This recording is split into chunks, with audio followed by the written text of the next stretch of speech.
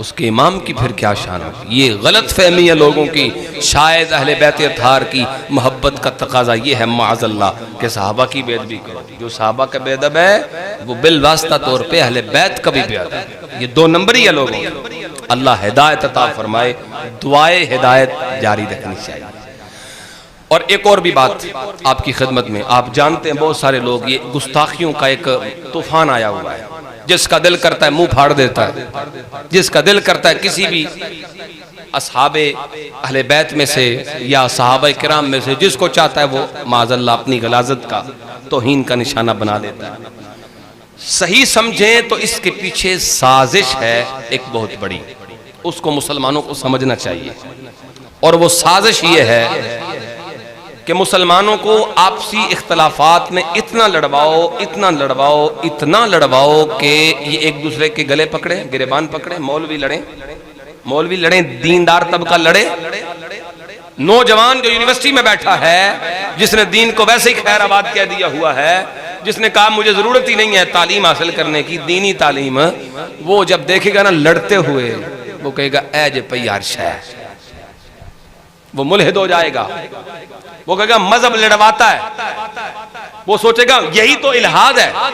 کہ مذہب ہی لڑواتا ہے، مذہب کی ضرورت نہیں، یہ لڑائی کرواتا ہے، یہی تو وہ ثابت کرنا چاہتا ہے۔ الہاد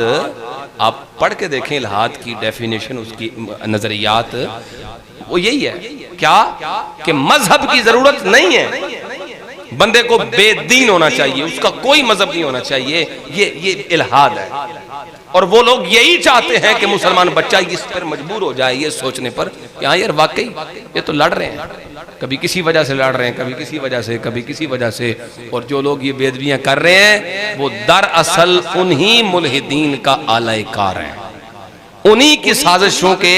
وہ بالکل اس چٹے بٹے ہیں، ایک ہی کتے کی ڈانگیں ہیں سب کے سب، چاہتے یہ ہیں کہ مسلمان اپنے دین سے بیزار ہو جائیں۔